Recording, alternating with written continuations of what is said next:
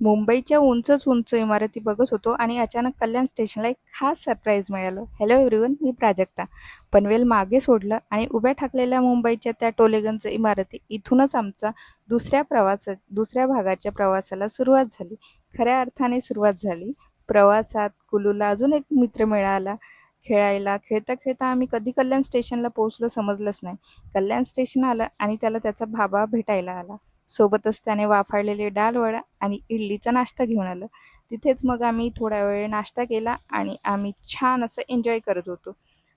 तिथे आलं कसारा स्टेशन आणि म्हटलं की आता कसारा स्टेशन आलं, थोडी थंडगार हवेतून आपण बाहेर पडायला हवा. तिथेच ट्रेनमध्ये विकायला आलेले होते ₹40चा भोवरा आणि आम्ही भोवरा घेतला. तो आमच्याच्यानी काही फिरेच ना.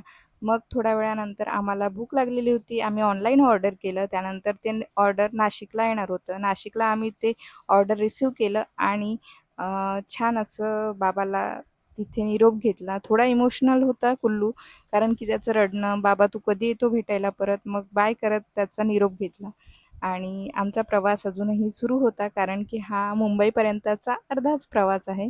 आणि त्यानंतर मग आम्ही जेवण करून घेतलं, कारण की ऑनलाईन ऑर्डर केलं होतं. त्यामुळे मग गरमागरम कुल्लूला भरवलं. तो त्याच्या बाबाच्या आठवणीत खिडकीच्या बाहेर बघत होता आणि खूप इमोशनल होता. आम्ही दोघांनाही जेवण केलं.